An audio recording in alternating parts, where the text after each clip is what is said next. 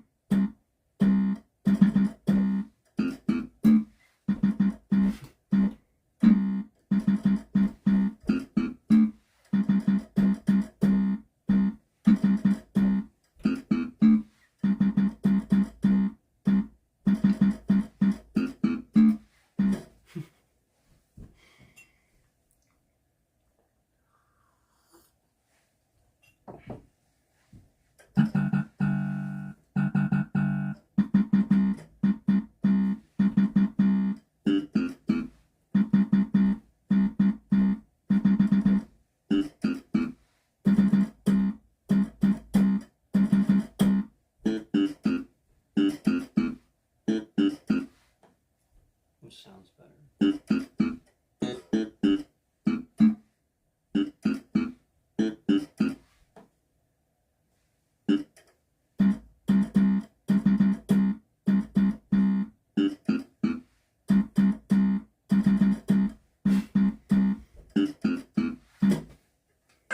That one.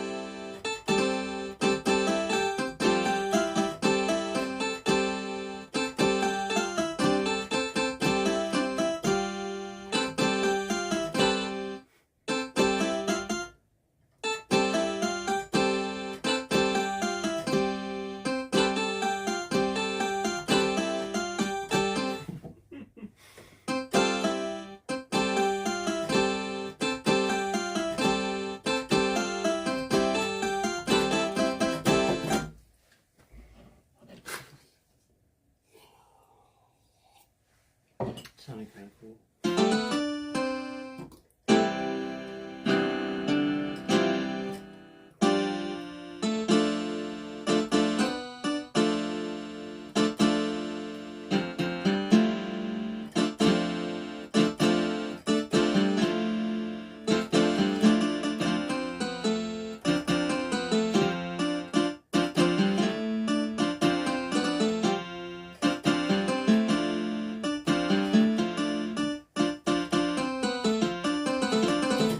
probably sound like a sim trying to play. You know, like when I was like, there needs to be like a bar above my head where I'm like this, and then it goes bling after like an hour, and then I'm like, I don't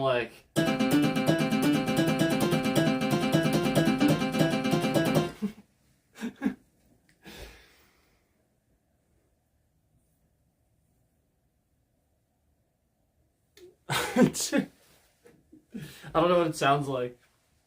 What's the graphic intro sound? Is it just like the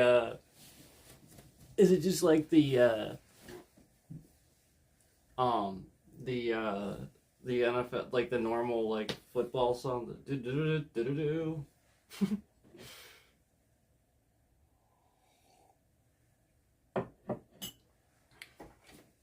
I'm pretty sure you can't. I'm pretty sure if I play that.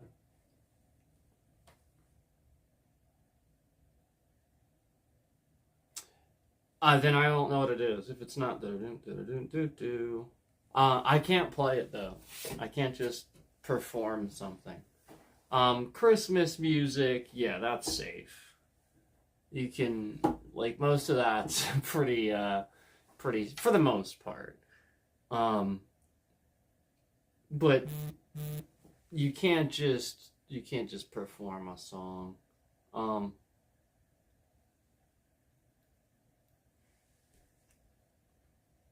I could do an alteration of a song that sounds like it, but I can't play the actual song.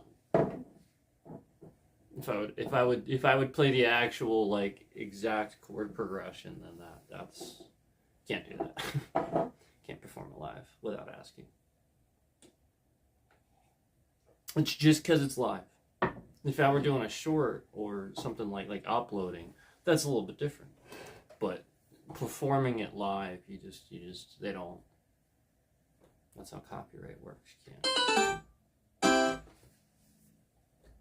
Because that's, I mean, artists that perform their songs, that's, I mean, they need to be able to make, what they deserve to make off the music that it's their music, so. Unless somebody asks permission, they really shouldn't perform that stuff live. I know there's like entire channels that do that, but I'm assuming they ask permission. I'm assuming there's like some sort of process they go through where they're, because like I see guitar players and people on piano and stuff playing live, and flat out they have music playing. And I know you just can't. You just technically, unless you ask, you really can't. So, but it's just because you're live. Again, a lot of their moderation and stuff, because it's this platform, you can, because they want you to, but it's just going to be copyrighted and stuff like that anyway once you upload it. So, So yeah, you still can, but it's copyrighted and everything once you upload it anyway. And then, again, if you're doing it live, well, you shouldn't do that.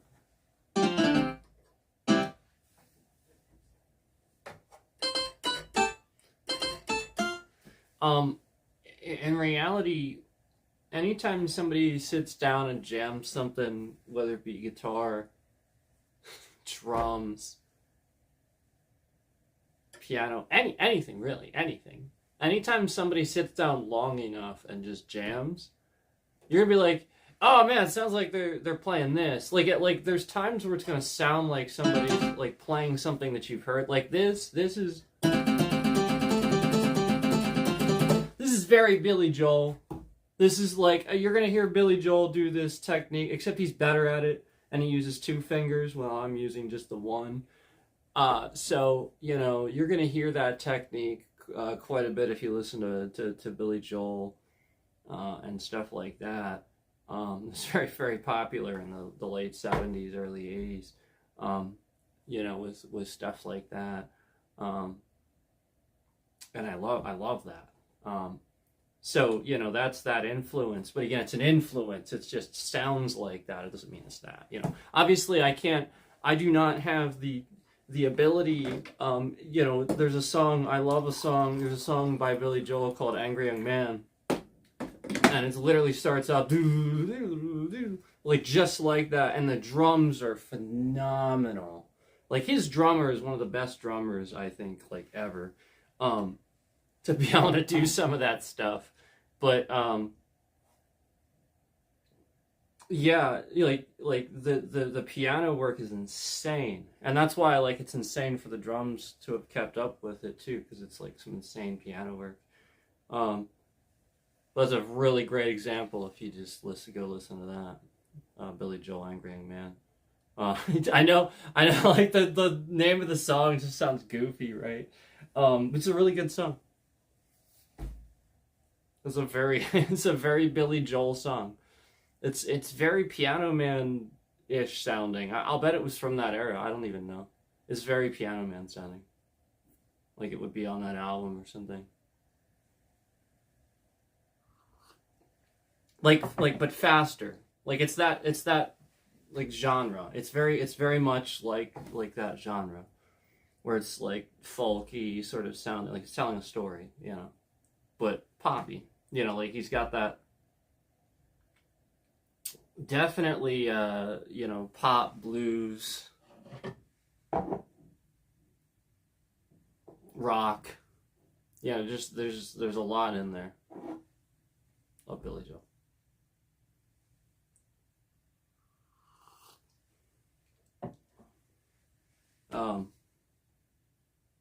Elton John too. I loved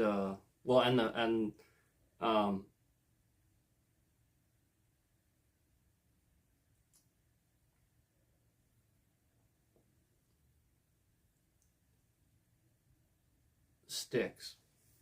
Styx was a big Come Sail Away and stuff. Big one.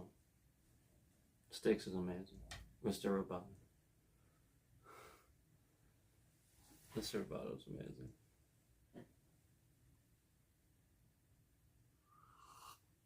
Mr. Roboto, Come Sail Away, Renegade. A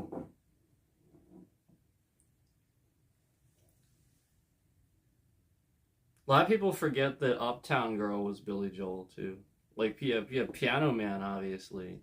But a lot of people forget that Uptown Girl was Billy Joel too. He has such a wide variety of music that he put out. I mean, that guy is a legend. He was the singing voice too. I think in All Dogs Go to Heaven, right? Wasn't he the dog singing voice?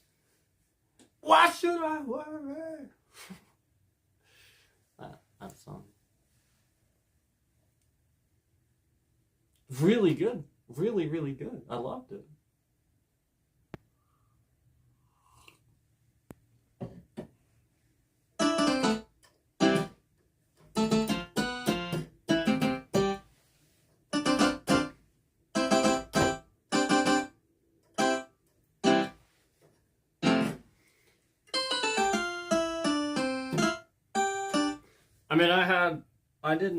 I mainly just messed around with keyboards. I'm obviously not super good or anything like that, but I mean a keyboard, I always certainly had a piano around. Growing up, I was always a musician. I always had this instrument around or this instrument around, and I would just mess around with it. A lot of stuff is self-taught, but I actually did have a piano keyboarding class. So it's not like it's not like I was never, obviously I'm sitting here, and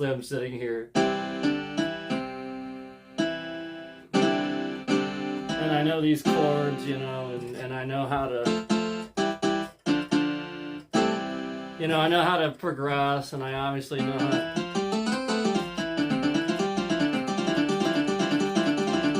obviously that stuff's not self-taught. Obviously, scaling and chords and stuff. Obviously, that's where the lessons come in. I wasn't gonna figure that out on my own. However, I will admit piano is like that. It's similar to guitar where you can just like push down two strings on a guitar. You know, it's like a power chord. You know, like you just push down two strings on the top two strings, anywhere on the top two strings, and there's your chord. And again, like you can do that with the next two. You can do that with really any strings for the most part, moving up the neck. But again, just two. And as long as you're sliding it up, yeah, like basically just power chord, and that's how a lot of you know rock is born, just simplistic stuff like that, with one finger across the neck to mute, and then you're literally just pressing down two strings. So that's why you see the finger always sliding and stuff. It's just there to mute, and a lot of times it's just pressing down two strings. Truthfully, there's a lot of really legendary guitarists out there, but again, like a lot of like rock music and stuff, the whole point of that chord and stuff is it's a nice, catchy, simple tune that gets you to listen to it. Really, really true artist can make a complex riff sound good, or tune, I should say. So, that something can truly be said for that. If you can make something sound simplistic, but it's you know, you try to duplicate it, you try to learn it, and it's like impossible.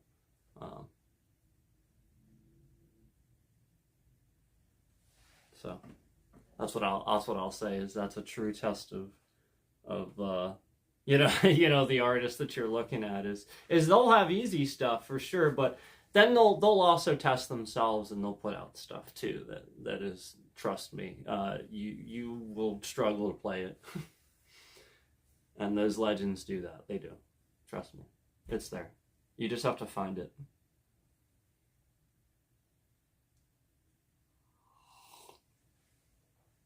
I won't I mean I can give you suggestions, but I don't necessarily need to do that. I'm sure you can. But you know, it's about chord progression. It's about how much you progress to bring it back. You know, obviously you still have to follow the same idea of a melody within your 3/4/4/4, whatever it is that you're doing.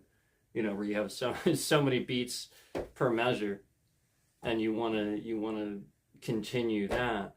So again, whatever complex thing you're doing, it has to fit into that, you know, that rhythm pattern.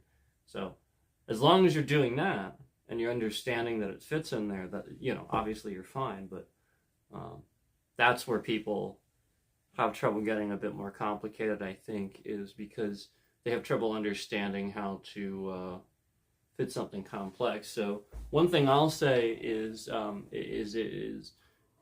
don't be afraid to continue getting simpler and simpler. You know, it's the concept of simplicity. It's still the same concept of simplicity. Just now, take the thing that you're using to tie it together and make that complicated. So,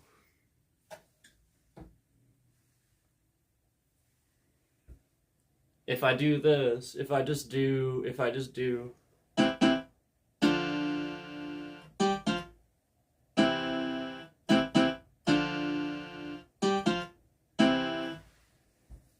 okay, that's pretty simple.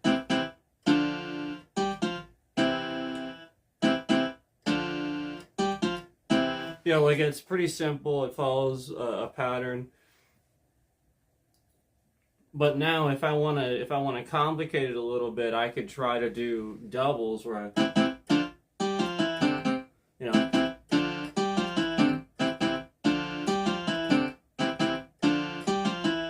you know, because I'm going faster now, I can add an extra one in there too, because the rhythm. Now I'm doing it faster and I'm sped it up, so now I actually have, or I could descend the same amount of time, but the whole point is this, I'm changing to, so it's instead of these being slower, I'm cutting them in half so I can double them. So like it's just timing. It's just literally about either cutting stuff in half and duplicating it, or elongating it, or adding some other stuff there. And then, like I said, you could, like, again, descend, go back up. Like, the whole point is, as long as you're staying within the same chord progression and you're not going outside those bounds, knowing your chords. If I would go here, it would sound kind of weird unless I go back up again. So, like, just knowing that, like, there's certain places you're gonna go where it's gonna sound weird unless you do something else too. Just knowing that certain things sound better than others too. I think that's a lot of it. I think that is a lot of it. Like, people not understanding that chord progressions have progressions. Like if I'm here, I don't want to go.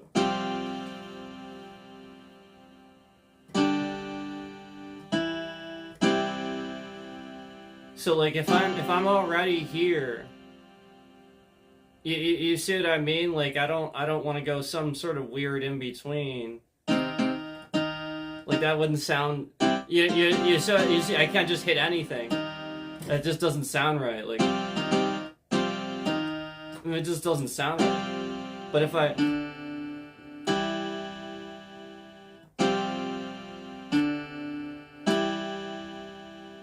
See what I mean? Like, if I were. Nah. Yeah, maybe, but you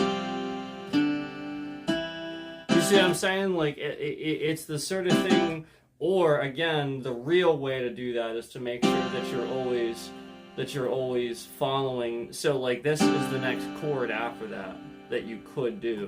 So essentially, that's the point. I'm following that. I'm using that part of that chord, that note. That's all. It's just about making sure that you're using the same chord and going back to that chord progression. But, I mean,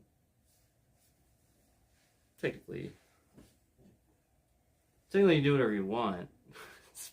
As long as you follow some rules, and you know what you're doing. You can technically do what you want, but there's stuff that sounds right and there's stuff that doesn't. So that's where you'll get the artists where you love hearing their music, and then the other ones where it's like, I don't really resonate with that. I think a lot of that's just not necessarily following those rules. Where we know music sounds good a certain way, so these are why we have those rules. So the more you break them, it's okay, but it better it better have some sort of lasting impact that's what I mean, like metal or rap, or like something like that where it's more about getting rapping a line, like it's a rap, so you have to make sure now it's more about the rhythm, so that whole everything about that music and producing that music now will be about the beat, and that's it. Like a lot of it's going to be that. A lot of it's going to be about getting people to simply move their body or bob their head to like this beat that's going, and that's your hook or whatever. Just like a pop song or a rock song will hook you with an intro. How many times do you hear a cool intro and it's, alright, hold on, it's like something like this. It's that. How many times do you hear like a cool intro and, like it picks up is the idea. Hold on. Yeah. It's sort of like this escalation of stuff where like it might start with some basic instruments that the song starts with, that the song has, but basically slowly escalating those instruments. And sometimes it even starts with like maybe the main riff, but just like a slow escalation of that or something like that. Where like it's like a more basic, even maybe even an acoustic version of it or something like that, where you hear a lesser version and it slowly escalates, and maybe now like 10, 6, 15 seconds in, now it's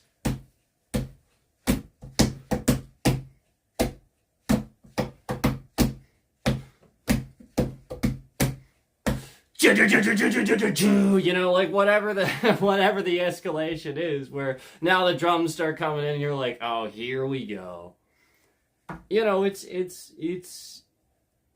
one thing that will always, people talk about cringe. One thing that I think is cringe is when people force negativity.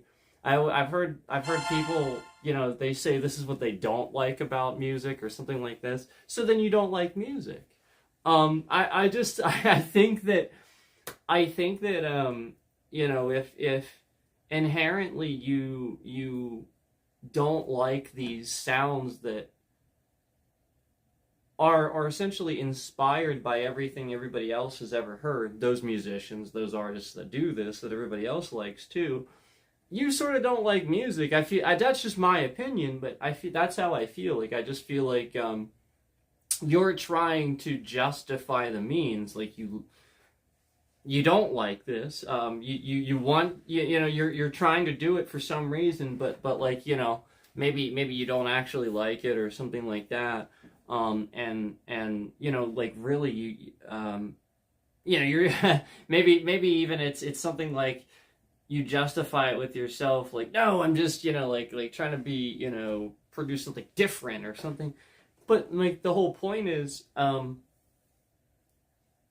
I get it. Things are, you can truly come out with something very different sounding and stuff like that. But at the same time, there's still always some sort of inherent inspiration, I think, that came from anybody before. Because otherwise, again, the whole point is, how long have we been doing this? How long, like, it all starts with something organic, just beating on something or strumming something, even if you just pick up sticks, leaves, a rock, it's just going to start sounding organically like the same music that we've been playing since so again, like, you can do that and you can break down and try to say that you're trying to come up with something different, but there really isn't. The whole point is, the more you evolve and change and try to adapt and maybe even use new technologies and stuff like that, that is how you understand how to be different. Like, some of these groups now that are like combining the concept of like metal mixed with like club music and stuff like that, like, that was actually the stuff that, like, I was looking for so long, and here it was in existence, and I didn't even know it. I think there's a particular specific term for it, but yeah, that's basically what it is, and there's a bunch of bands that are doing it. I didn't realize it for a long time, and it's like, I discovered it, it's like, oh man, this is exactly what I sort of been looking forward to, is somebody that was doing this, and so the whole point is, everybody all at the same time recognized this, that we're musicians or inspired by music, and just started doing this too, and it was just the next thing. So I think that it's just a matter of finding what's different enough for people, that if maybe you do like music and it's not really that, it's just that you have to find something that's different enough for you. Like, some bands that are very different, from the normal, you can tell. They're again, like, very, very different, very mainstream bands, but, not necessarily doing the same things as everybody else. They might not even have a format to their songs, where some bands might have a format, and this band, maybe every song sounds different, or maybe some albums have a format and some don't.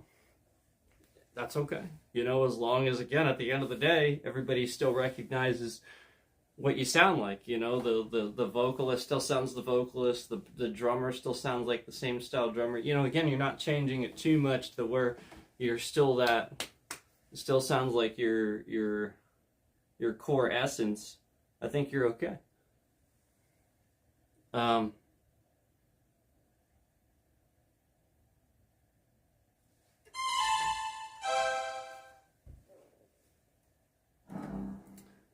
I think personally that like bands that were pretty genius, like there's some bands that are pretty genius over the years that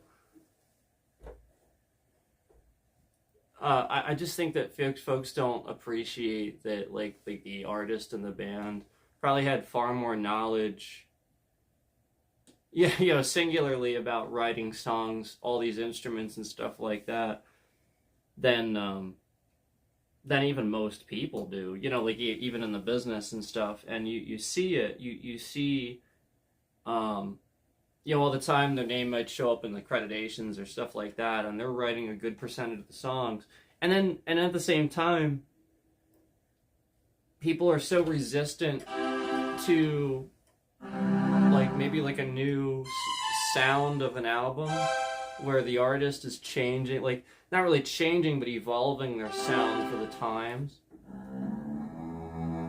And I think it's just an inherent thing where somebody doesn't want to change, or like it's super important to them that it sounds exactly the same, but then they don't want it to sound the same. So it's I think it's just people not understanding that it's never going to sound like whatever the first time you heard this band or something like that. You have to understand that's the nostalgia. That's that's the first time you heard it. So let it be equally amazing that these artists can keep producing fresh music that isn't that's still true to their core, that isn't bad, just flat out bad, because the 80s was full of that. No offense, the 80s was full of music in general, but trust me, there's a lot of bad music in the 80s. It's just not. I think a lot of even professionals would be like, what was that? I remember even like there was a joke in the metal community. I forget who said it, but like basically the idea is you get signed. The joke was like you just have to have a double bass drum and you get signed.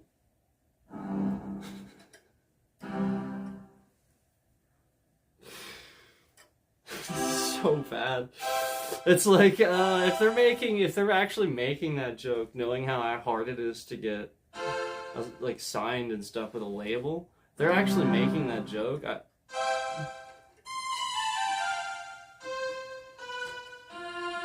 I would believe it. And I didn't hear it just from the one person too. Like that was like that whole band was basically agreeing with that message. Yep, that's the way it was, and other people were too. It was one of those documentaries or something about something. I don't know if it was. I don't know what it was. I don't remember. I just remember it was somebody from a hair metal. You'd call that hair metal. You remember again. I love Cinderella, and I liked Twisted Sister, and like I mean like there was some good bands and stuff in the I'm not saying there weren't. Like I really truthfully loved a good number of 80s bands. I did. I mean, I just Billy Joel too. Like and you guys know a good number of the artists that I'm inspired by. I mean, geez, even Zakk Wylde, he signed with Ozzy in the 80s. Like that. It's like a lot of stuff got started in the 80s.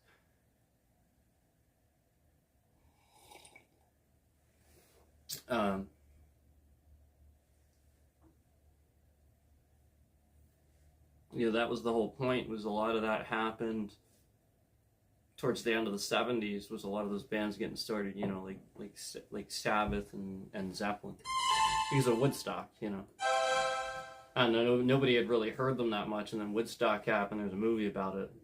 Any of the bands that were in Woodstock, it's just that's it. And so the rest is history. But at the same time, it skyrocketed the popularity of that genre of music too. So thus the 80s were born with like metal and stuff like that being like the popular genre. So that's why all the glam and there's I don't think there's anything wrong with it. It's just what they chose to do with their image. You know, like Twisted Sister and stuff like that. Who I mean, you can't, again, what an awesome band, you know. Love Dee Snider.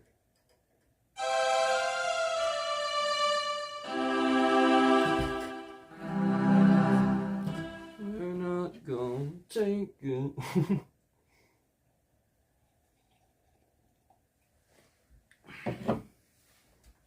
It's like...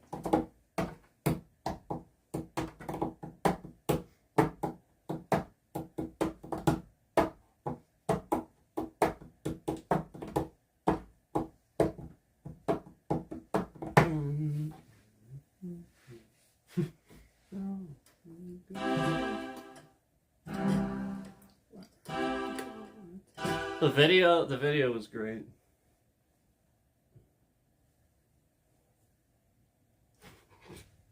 The actor, the guy that played the actor that played that dude in the is so good. It was so funny. Do you understand?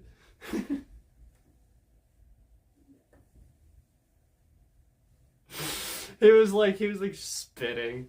You should watch it. Go watch Twisted Sister. We're not gonna take it, but like watch the extended version with the beginning with the dad like he's supposed to, like, it's a Vietnam, like that's the idea. Like they're just coming off that whole Vietnam kick where it's like very militarist and disciplined and stuff like that, and he's getting screamed at for listening to his music too loud, of course. It's just great. Because obviously, like, that was the whole idea, was that the free speech was under attack and stuff. So, of course, they're, going to try to blame the music and stuff like that. And Dee Snider had a huge hand. You should look that stuff up. He had a huge hand in sticking up for it. He did. So, respect to them and Dee Snider as well from Twisted Sister, the lead vocalist. For what they did for free speech and art in general, because somebody had to. So yeah, I mean, like the beginning, it's just so funny, he's just listening to his music really loud. And I'll just watch it. It's funny. But yeah, it's like the actor they got for it, he was great. He was just great. It's just funny. It's just freaking funny. It's like again, he's like spitting and stuff about this about listening to music too long. Do you understand?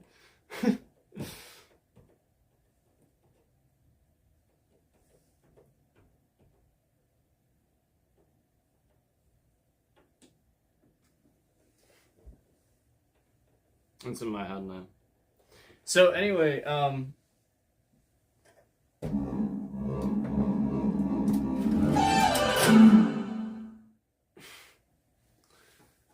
gonna give you guys a PSA about my PSAs. So as far as like that stuff is concerned, when I give you guys like a PSA, like, yeah, it is that, but you have to understand too, if it has to do with stuff like going on in my like just going on in your life, I can only reveal so much. You have to understand, like, a PSA, like I want to give that to give you a very serious thing. I feel like I need to do it, but you have to understand that if it's like personal information and stuff, I have to be limited about that. So, for example, let me just the PSA the last PSA that I did, it wasn't exactly like that, but the thing that I explained that happened was something that did happen before, It's not like it hadn't happened, it just didn't happen this time. Something very bad did happen this time, and it was a laziness sort of thing. But again, it wasn't. It was the other people that were being hired that get paid less, and they don't care, and again, like it's just that it really is just negligence and stuff like that over and over and over, and communicating with the same people again. So I just wanted to recant a little bit so that you understand that my PSAs sometimes, while accurate, you can't read into it too specifically if it sounds like a specific situation. Like with that, I can't sit here and get, because then again, it's dangerous. People on the internet, they go and they do what they do, you understand. So I don't want to be too specific about, you know, if it's a PSA, private, personal, sensitive information. But again, the whole thing with the light, where somebody made it even, yeah, that happened before. It was just at a different place, where I had gone for a period of time while I was dissatisfied with the current one, and that was the result. But the whole point was, I'm in a good spot with my current mechanic, and that person knows that. It's just that some of the other people there and stuff, like, it's just a challenge. So again, there was something that happened this time, and it was on the other people. Again, not my mechanic. But I really felt that this is so serious. I needed to do a PSA because, again, it's just laziness. And that's your vehicle. That is serious. So I just really want to put out there that people can't be lazy and negligent when dealing with your vehicle. That was more the PSA, and again, it wasn't just in case, you know, on necessarily my mechanic. I just wanted to put that out there. It's just on, again, the negligence, that whole making it even thing that actually happened to me before. It was a different situation. It was so stupid. But that's the whole point, is I wanted to put it out there that if that were happening and they couldn't figure it out, that's what they're going to do. They're not going to do what they're supposed. They're just going to make it even on because again, that's the point. That's what happened before. So again, since something very negligent happened this time, I can't tell you exactly what it is, because if I tell you exactly what it is, holy crap, this could cause a serious, immediate problem. If I would tell you, you'd understand. It's the sort of thing where if I tell you, you'd immediately get it. Like, oh yeah, I get it. But as soon as I tell you, then all the other bad people are going to get it too. Do you get where I'm coming from? It's just like anything else with scams and stuff with personal private information. There's only so much that you can say. So with that PSA, I'm trying to be informational about the fact that it's just a sort of kind of laziness factor of these people that are like techs and not real mechanics. And they're damaging stuff, they're doing stuff cheap. So, like, all right, for example, this is something I didn't know for many years until I talked to somebody knowledgeable. Something you might not know, again, that I didn't know for years, is apparently many aftermarket, you know, the actual light housing itself that goes on the outside of vehicles, like the actual housing, the actual thing that sits in there. Apparently, most aftermarket housings leak unless they are really, really, really diligent about sealing that shit up. They just leak. And that was something I didn't know for years until I talked to somebody, again, that does body work, a really knowledgeable person that was just trying to help me out, give me tips and stuff. And he said, yeah, don't ever get aftermarket, because all the body work I've done, I cannot properly seal those things up. They always leak. You just way better off going with the dealer. So you always order the dealer's version of those things. And that's something even so the whole point is you think every mechanic and every tech's going to do that everywhere? Do you think they're going to be like, oh yeah, you can just use a sealant, it works just fine? Do you think that this is a generalization where some mechanics have opinions about things and others? You get what I'm saying? Where having that information, you might think twice. That's not an opinion, man. Stuff leaks in there. That causes a short in the system. That's very serious. That is not that. No, you can't mess with that. That is not something you can mess with. Nope. Not something you want to deal with. That is like the last thing you want to deal with. Trust me. So like just like a very small thing that they think is very small and easy to do could blow up to a very serious thing, just because they have an opinion about something that's just not accurate.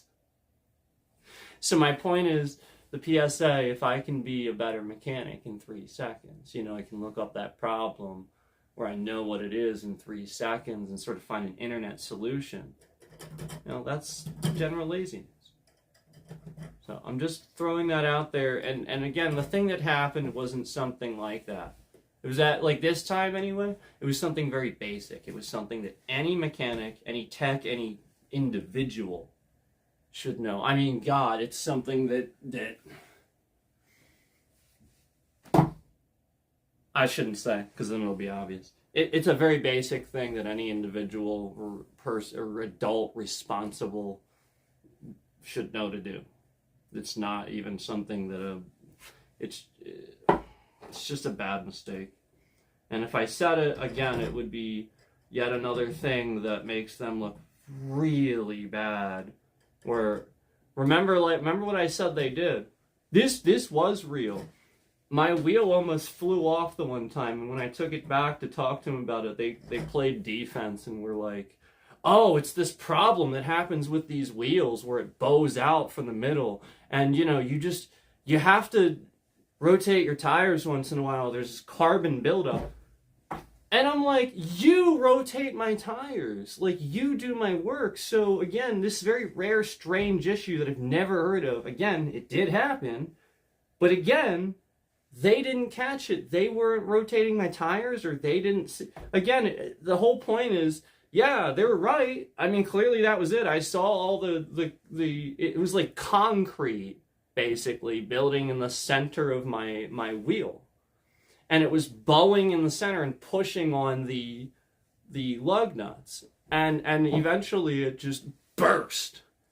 And the whole point is, if they're doing this, it's literally their specialty.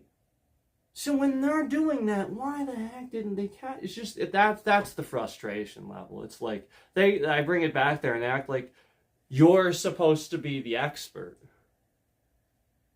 This very obscure, weird thing that nobody... I've told other mechanics about that, and they're like, what the hell? I've never even heard of that. Yeah, it's a very rare issue, again, because of the metal design of the wheel. There's nothing in the center that's plastic or anything. It's just a solid... It's because of the material. As those lug nuts are on there for too long, you drive so many miles, it's like, again, it's just pushing on it for X amount of time, and it just builds up all this buildup. And yeah, he's right. I looked it up. The theory, yeah, it makes sense. But again, if they're doing that, they need to catch it. And yeah, that's what happened. There was one lug nut left, and the wheel had stripped all the other. Like it literally, like by the time I was like, I could feel the car was floom floom. Like this thing was just. It had almost fallen completely off. So I just I cannot understand how you could sit there and pretend like that's anybody's fault except the place that you primarily take it for that reason. You know what I'm saying? So that's where I'm irritated, where they act like it's not their responsibility, like they don't take responsibility. They act like it's my fault, like I'm supposed to know this obscure thing about this weird thing that even a mechanic would be like, wait, what? That happens? I was explaining this to people and they're like, that sounds made up.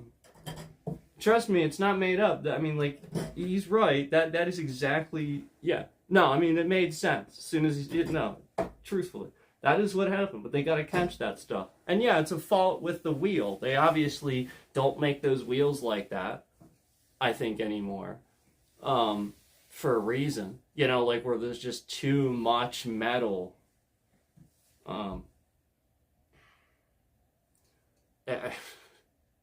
So anyway,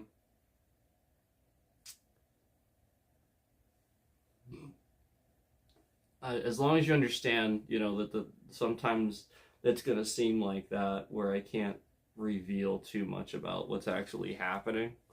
And it'll seem like something so absurd. So I don't suppose it matters if I tell you what actually happened before, where it was similar to that. I don't suppose it matters if I told you. Because I'm still not telling you the real thing that happened. I don't suppose it matters. Okay. At the other place, what they did was my old vehicle. This was a while back. Again, in a completely different place where I was going a period of time. Instead of this place, to try something else. And trust me, it wasn't better. Trust me. They did cheap work. This is the same place that had my car jacked up for like hours to replace a tire. So anyway, they couldn't get a floodlight. They couldn't get the part. They didn't know how to get it. They didn't want to find it. They're lazy. And so what they were telling me was that they could pass this for inspection, but they have to rip the other floodlight off. I swear to God, like, and they did this. And then when I went back to the other place, eventually, they asked me, they were like, why don't you have any floodlights? Like, this is pretty bad, like, they're just not here.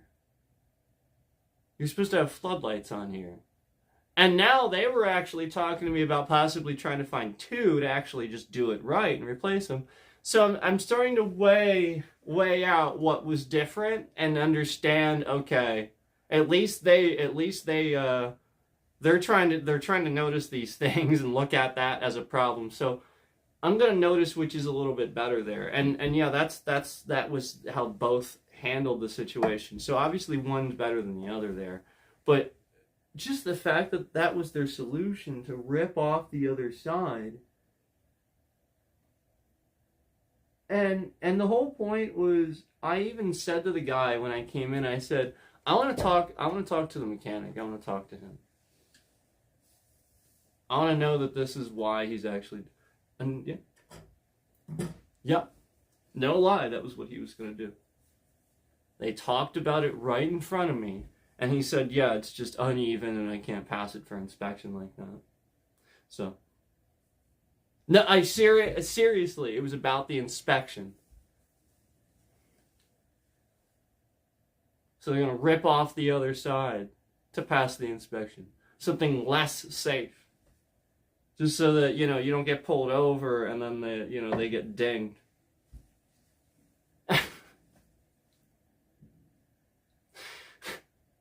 This is the point. So, my point is, I see a huge opportunity in with what I'm saying, where I see all these out of inspection vehicles and stuff, and I'm not trying to be rude. I'm trying to call out the fact that I see this, and that's an opportunity for you to be like, I see what he's saying. There's a lot of cheap labor going on. There's people driving around with expired inspection tags, because that's a real problem, where they don't trust their mechanics in the area. Because the mechanics do cheap work. So therefore, there's no garages. There's all these roads with holes and stuff. And flat out, again, I understand that this state has more roads than almost any other state, I think. Like, we have a lot of roads, and so it's a problem. It's really hard to fix them. It really is. It's not easy. And it's not easy in a state where it snows and, you plow every year. Truthfully, that's a lot of it. It's plowing. You have to understand, when you plow, giant chunks of the road come out for each piece of ice that's stuck and frozen to that piece of, you're just ripping that piece of road out when you plow. Most people don't get that. So you have to be able to there's a give and take there, and just being understanding of why those things happen. So I'm understanding of those things, but my point is that at least do the other side of that. At least recognize when there's an escalation of this going on, where clearly people don't trust mechanics. There's this issue going on where I get a lot of my work done at a place that I definitely should be going. Again, like, I love the mechanic, but it'd be nice to have a place that I could actually trust everybody there instead of this. So you just have an area where a lot of people grew up doing stuff like this, so they became mechanics, but they're not actual mechanics. It's just cheap labor. Same goes for other places too. And I'm not saying that I'm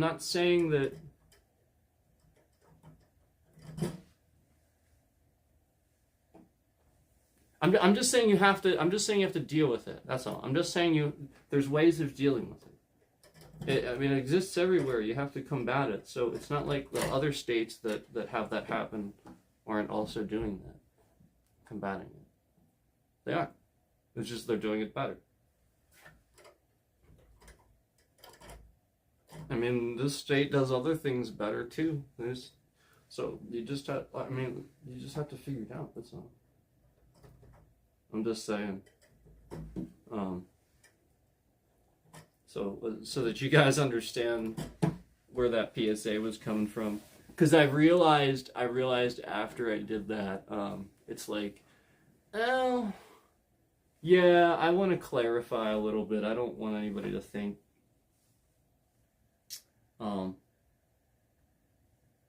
it was all bad and that this was anything.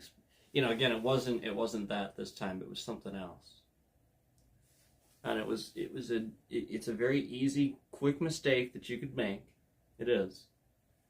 But you shouldn't ever make this mistake. You shouldn't. It's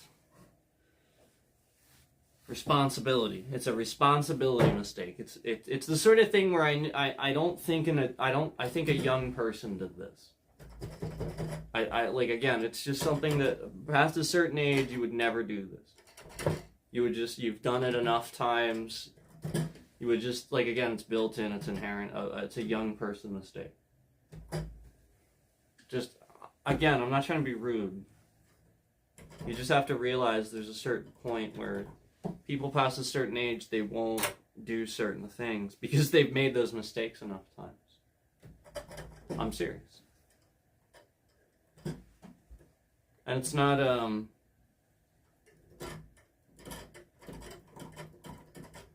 it's not everybody, but it's most. I think it's most. Obviously, you're not going to. It's not everybody, but I just think it's a good generalization for most. You get past a certain age, like we've talked about before. There's reasons why the president, the requirement for president of the United States is age 35, because again, before that, we know that you just don't have.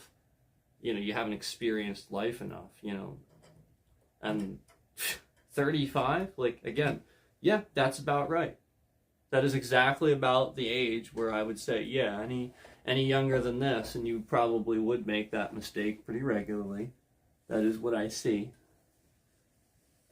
And this, the whole point is, I think it's educational, generationally educational, where we should have kept pressing education further and further and further to push back development younger and younger, but now it's pushing it older and older, where You know, before that's the point. People were developing younger and younger, and now it's getting older and older, where I'm seeing people not understanding life.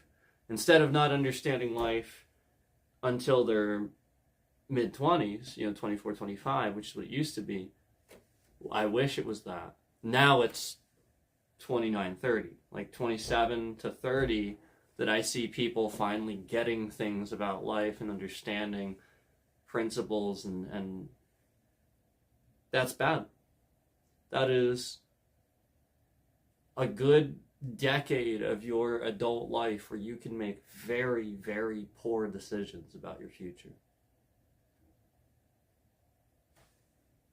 So, I'm just putting that out there, that that's a lot of what I see, especially those who are misinformed and getting information from memes and then actually believe it too. Because again, I think most people past a certain age, they know not to do that and really buy into it.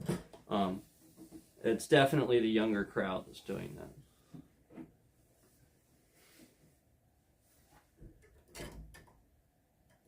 So, I think you just need to recognize statistics and start doing those things. Statistics are going to be important now. Statistics are going to be super important now, where we start recognizing age groups, demographics being certain ways because of societal underdevelopment issues, educational issues, you know.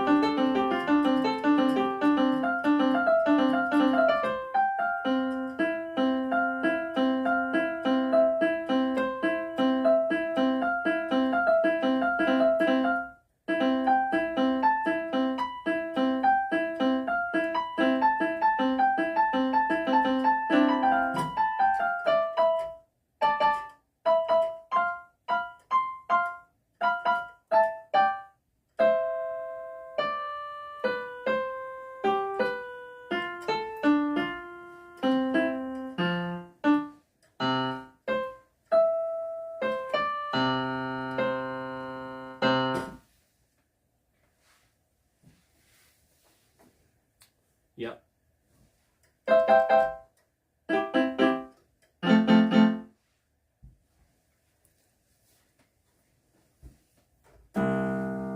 Bass, baritone, tenor, alto, almost soprano. Soprano's really high up there.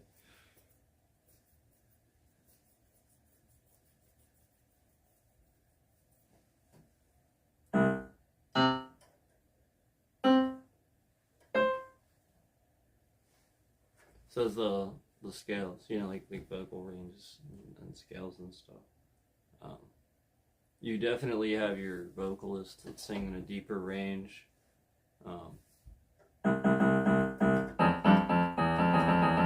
Anybody that can sing down there, that's impressive. You know, like anybody again that can sing a really like a higher range or a lower range.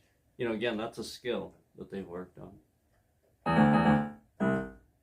You know, again, because you have to sing, you can't just be talking, you know. And that's what people struggle with, is that you think they're singing, but they're just talking low, or talking, you know, like shouting or something. You're not actually singing high. There's a lot of vocalists that did that for their whole career, where it sounds like they're singing high. They're not actually singing, they're just sort of shouting higher pitched. And then others that did it exactly right. They could. So, you know, like that's your bass range. That's really low down there. You know what I mean? You're not gonna. It's really hard to find somebody like, and it's not even bass. That's actually more like the baritone range from here to here. It's really actually more baritone from that range. But I mean, that's pretty bassy. That's I'd call that bass range. But again, it crosses over. So a baritone can sing some bass, but usually probably about halfway around there. It gets a little harder. And then you have, again, like I said, and then baritone goes up all the way through here. And then, you know, like I said, usually there's a crossover. Here's where it technically starts, but, you know, you have tenor here. And so, like, a tenor, a higher range, that's where a lot of vocalists lie, you know, where you have these higher vocals. Chester Bennington was classically a tenor. You know, that's that range. You know, it's from here. That's that range there. And then usually, again, it's going to go down to about here. But sometimes people can get lower, and they can go into the really leak into the baritone range. But usually it's just sort of kind of more around there before they can't really do it anymore. Because, you know, you're training your voice to be in a certain range. So some people actually will even speak in a higher frequency range than they normally would to try to train their voice or something like that. And it, you know, again, that's going to help. You want to keep that. So, and then obviously alto, really absurd range to reach.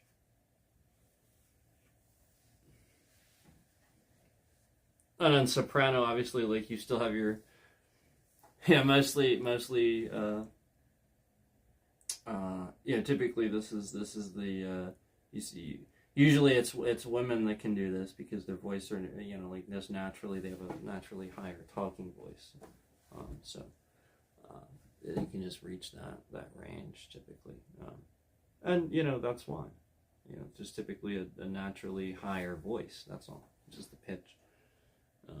So, yeah, they can just naturally be in that range. A good bit of them. And again, still soprano, just like bass, just like some of these vocalists. You almost never hear a bass. Almost never. David Bowie, I think, would be one you could say sang baritone bass. Not really bass, but baritone. And so, like, it's really very rare. But, you know, they do. They're there here and there. The guy from INXS, remember INXS from the 80s? I think he was also a tenor sometimes. Like, that guy had a bit of a range to him, but he would sing lower for sure.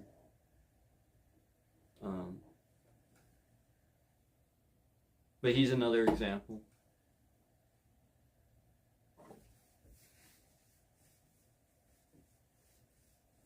The guy from Powerman 5000.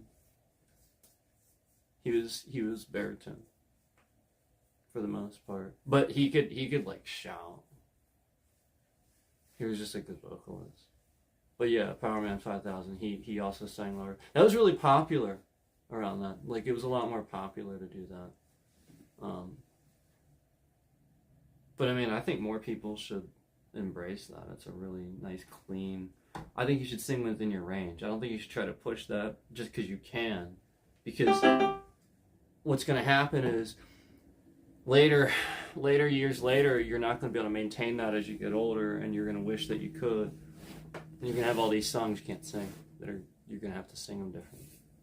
So that's all that's going to happen. So I would highly recommend if you're professional at something, only do the stuff, conserve the stuff that's really hard for your solo work, your very minimal performance pieces where people aren't going to see that as much. They know you can do it, but again, if you do that all the time, again, just like with not moderating anything else in life, the extreme will always cause that damage that, again, it's not moderating. You're not moderating what you're doing. So you're pushing your voice, you will throw it out. And the more times you throw your voice, any vocalist knows, you throw your voice out, you can only do that so many times before your vocal cords need surgery. You can only do that so many times before your vocal cords need surgery, because they will not repair themselves properly. And a vocalist knows this. I'm sure plenty of vocalists know this by now. So, you want to maintain your range. Don't do something difficult all of the time. The reason why Chester could do what he could do was because it actually wasn't difficult. He made it seem that way, but it wasn't. Where he's like really squinting in his face and stuff. It's part of it. It's part of it's not hard for him. He could probably do that completely straight-faced if he would, but like what is that part of the show? Again, he's putting feeling into it. He's really, really into those lyrics, so that's why he's doing that. Like, it's part of the show. Like, again, he's not doing that because it's hard. He's putting feeling into it. So it's not a strain. It's if anything, it's very relaxed. It's very easy for him to do. So therefore, he can do that. Likewise with a guitarist.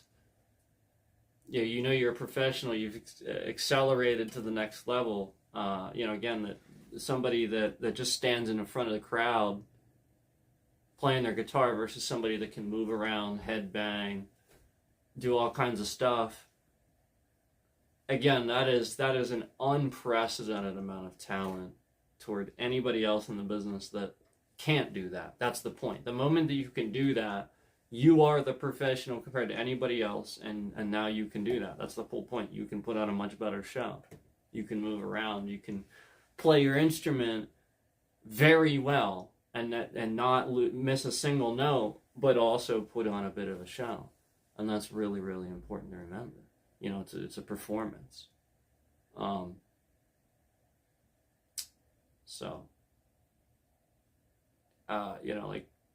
There are musicians and stuff like that will just sort of sit there and play really complicated. And so if you're one of those soloist musicians, fine. But the point is, if you're one of those people, you probably can move around the stage and do other things too. Like you're only slowing it down to get really complicated, and probably the rest of the band can't keep up with you, something like that. Or maybe they can. A great example of extras. Trans-Siberian Orchestras. Trans-Siberian Orchestra, man, they're... Whew. That is some phenomenal stuff. Really good.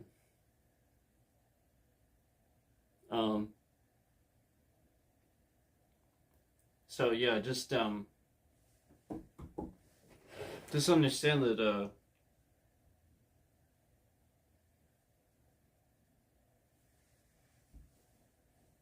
lot of times people are singing outside the range, and then they start with this, and then they have to take it down lower as they get older and stuff, or it just won't.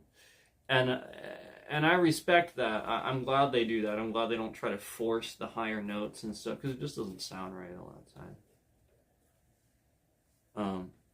They should just embrace the fact that now their voice sounds different, and if anything, that's good, because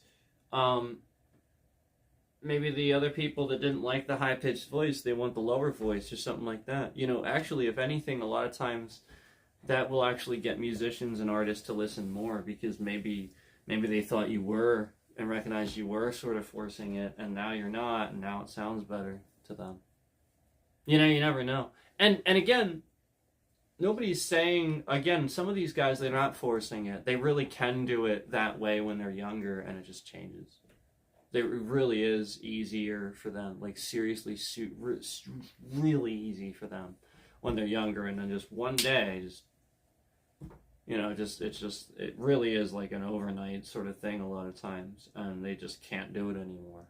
You know, they're on tour or whatever, and it's just overnight or something. Their voice is just totally different. It can happen.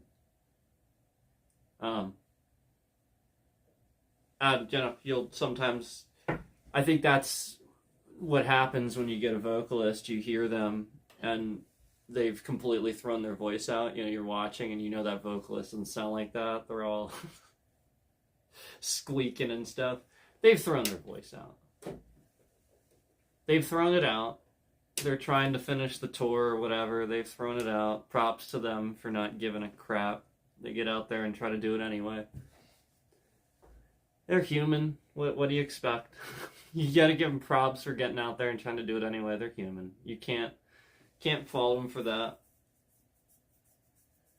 No, if anything, I give them props for getting out there and having the balls to just be like, I don't care.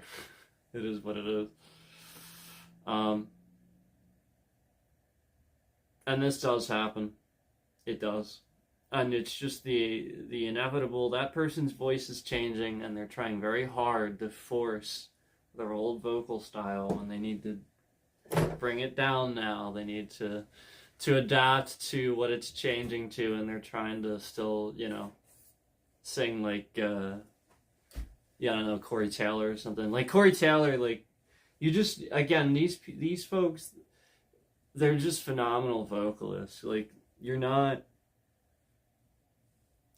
unless that he's another person where he's just so good at what he does. You know, like the Slipknot stuff, and you know, like he can growl and he can and do a one heck of a yell and stuff like that, and then start singing soft immediately. That's talent. That's not, again, that he spent time learning how to perfect that. It's a skill. It's not anything else but that. And he's got perfect teeth. Otherwise, you'd develop too much phlegm. Like, again, there's just very specific things you'd have to do. And if you don't have those things, like, there's just certain things about it, if it's not firing on all cylinders. And so, again, people that can do that and maintain it, that is somebody that is probably a very disciplined individual that is taking care of themselves, you know, trying to do it right, and good for them. But it's very few. It's not everybody. It's nobody expects you to be, you know, as amazing, as sounding as amazing as Ozzy did for all those years. You know, like, nobody expects you to sound like that for all those years. You know, like, nobody. You know, think about how long he sounded so good. Think about how long,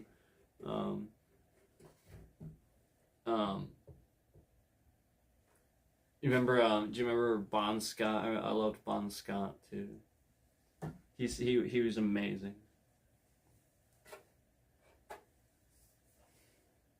I mean, you know, no offense to Brian Johnson, I love him too. Bon Scott. I mean, Bon Scott was amazing. There's no question. Gotta love them both. You gotta respect both.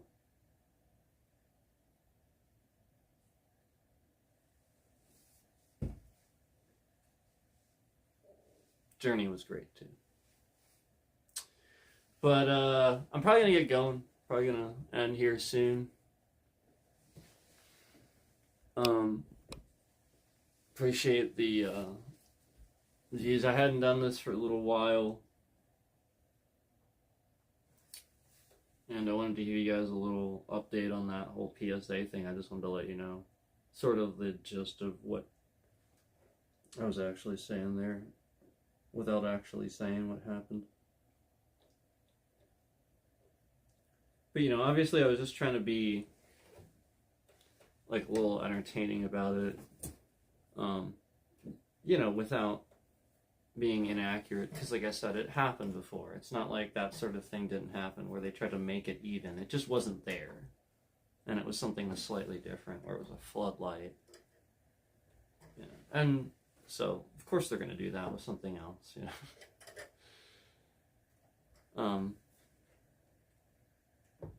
So, yeah, obviously they could just order the part and do it right. So that's the point.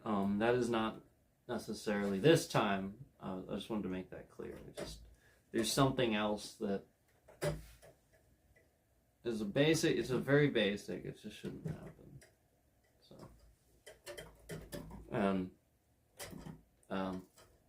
that's all. That really is all. So yeah, I guess it's time to get going. I should get going. So thank you for watching. I appreciate it. Thanks so much, guys.